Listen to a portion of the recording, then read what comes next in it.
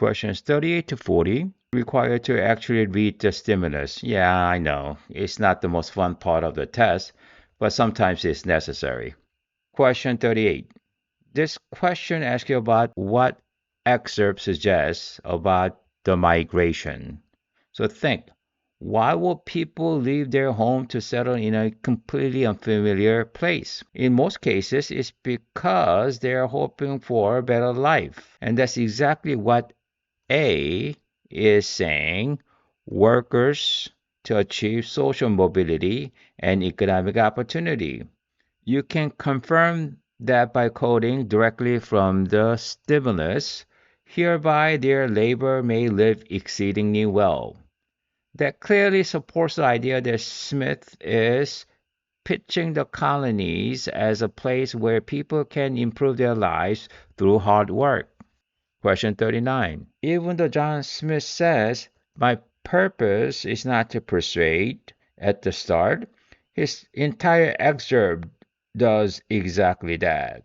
He's trying to convince poor and underemployed English people, like fatherless children and young married couple, to migrate and work in the New World. So the correct answer is C, the role that appeals and advertising played in encouraging men and women to participate in colonization efforts. This is a classic example of colonial propaganda. Question 40. This one requires a little background knowledge from your AP US history class. The New England colonies built economies on small scale farming, fishing, shipbuilding, and trade. The colonies of France, especially in Canada, focused more on fur trading and had limited agriculture. That's why A is the correct choice. The New England colonies were based on more diverse agriculture and commerce. Even if you weren't totally sure, you could still eliminate B and C because they focus mostly on the French, while the stimulus is clearly about the New England, as shown in the attribution. Eliminate D because it's too early for any meaningful racial hierarchy to develop in either region. Both were mostly settled by Europeans at this point. Questions 41 to 43 are great examples of how you can often answer questions just by focusing on the attribution without reading a single line of the stimulus. You don't need to know who Carl Schulz was as long as you note that the attribution mentions reports on the condition of the South in 1865. That tells you immediately this is about what happened after Civil War, during the early stages of Reconstruction. Question 41. You can eliminate B because the Emancipation Proclamation issued by Lincoln was announced in 1863, not 1865. D can also be eliminated because it's about federal legislative power, which isn't specific to post-war Southern issues. A might sound plausible since it mentions the South, but industrialization of the South wasn't the top concern in 1865. The immediate focus on political and social reintegration. That makes C the correct answer. The process of readmitting Confederate states. Whatever Schultz was observing, it would have been tied to the broader debate over how and under what condition the Southern states would be allowed to join the Union. Question 42. By using the process of elimination and removing choices that don't describe the attitude of white Southerners in the last quarter of the 19th century, you can confidently land on B. A is incorrect because the sale of most plantations to African Americans never happened. Ideally, it might have, but instead, many free people end up working as sharecroppers on land owned by former enslavers. C refers to the nullification crisis which occurred decades earlier in the 1830s. D is easily eliminated because the Whig Party had already dissolved by the time of the Civil War. So the correct answer is B, the establishment of sharecropping throughout the South.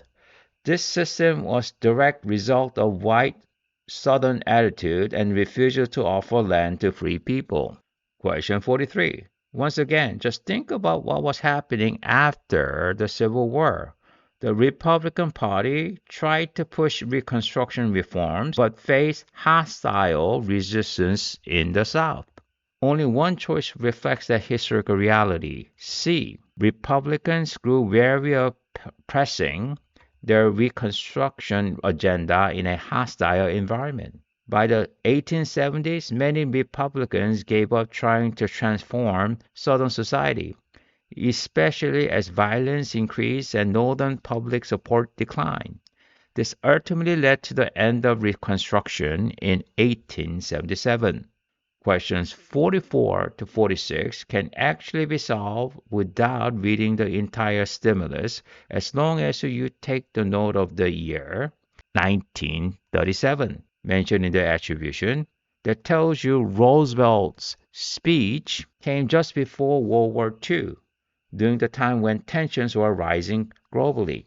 Of course, if you read the first sentence of the excerpt, it becomes even easier to identify the correct answers. It clearly points toward a shift away from isolationism. Question 44. This question becomes much easier if you notice that A and B express opposite ideas. A argues for expanding U.S. involvement in world affairs. B argues for avoiding entanglement, classic isolationism. At the time, most Americans favored isolationism since the country was still recovering from Great Depression and wanted to stay out of foreign conflicts. So when the question asks you to identify what differ from prevailing U.S. foreign policy, the correct answer is A, arguing to expand the role of the United States in the world. Question 45.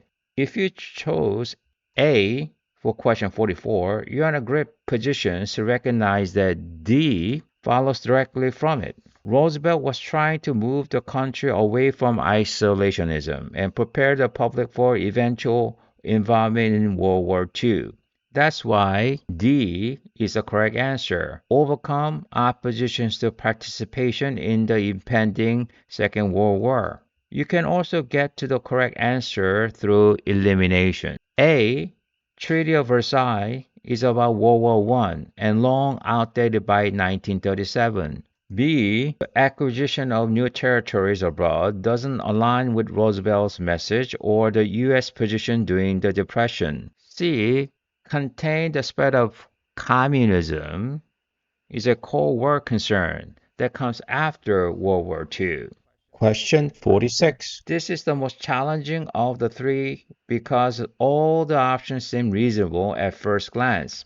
But if you go back to what Roosevelt was emphasizing, international cooperation, treaty enforcement, and collective responsibility by saying the peace-loving nation must make a concerted effort in opposition to those violation of treaties, then B is the best answer. United States membership in an international collective security organization.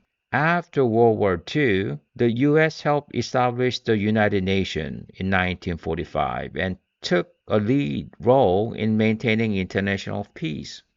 Exactly the kind of global engagement Roosevelt called for in his speech. Why not the others? A refers to internal Cold War tension, not collective international efforts.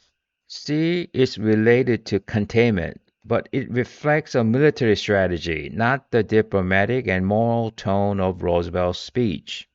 D, which basically describes peace movement, reflects opposition to U.S. global engagement, not continuity with Roosevelt's ideas.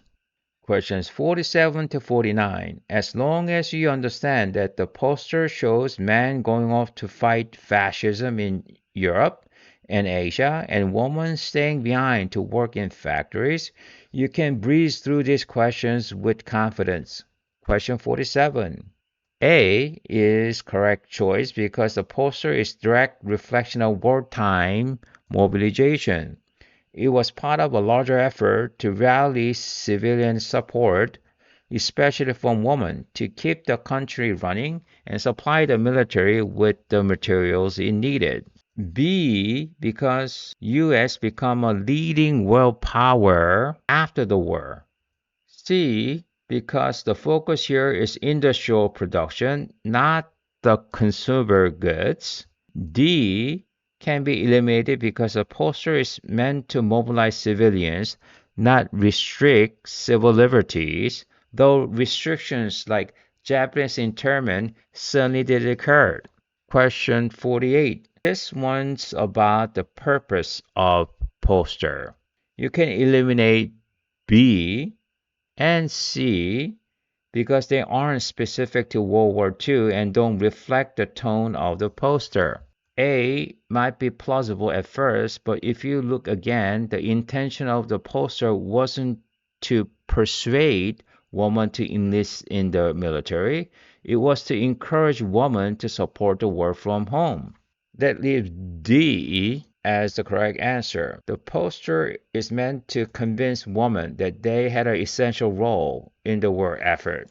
Question 49. A is the correct answer because the poster shows a temporary redefinition of women's role, from homemakers to skilled laborers in factories. This shift during World War II helped pave the way for feminist movement of 1970s, in which women began to demand equal economic opportunities, all inspired in part by their contribution during the war.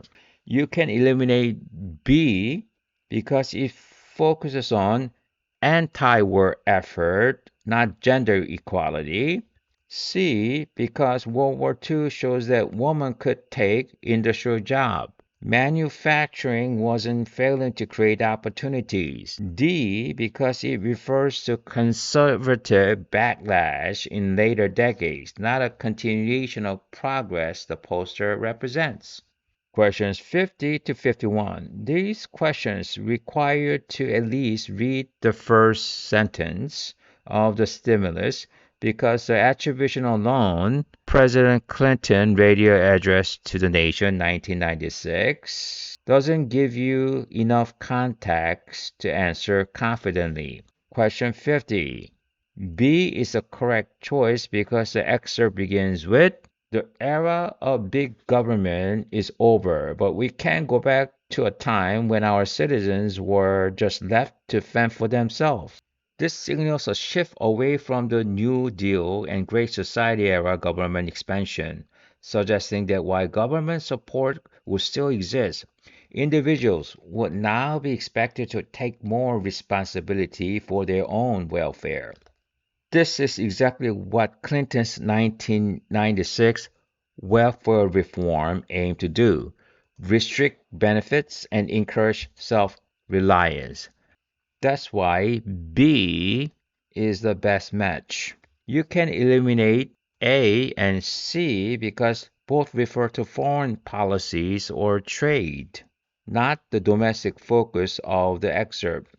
D because enacting universal health care will expand the government's role, opposite of what Clinton is calling for here.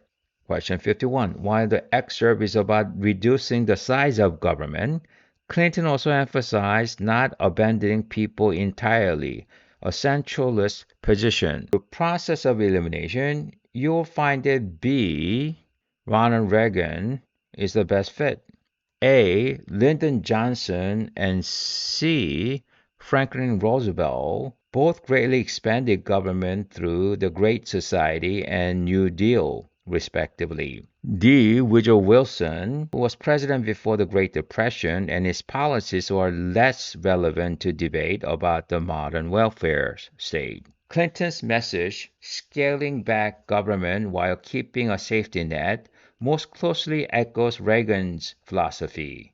of limited government paired with personal responsibility, making B the correct answer. Questions 52 to 55 can be solved effectively if you analyze the attribution room and spindle, or life among early mill girls describing events in the 1830s. This tells you the stimulus is about young women working in textile mills in the 1830s, which place it at the beginning of the Industrial Revolution in the United States.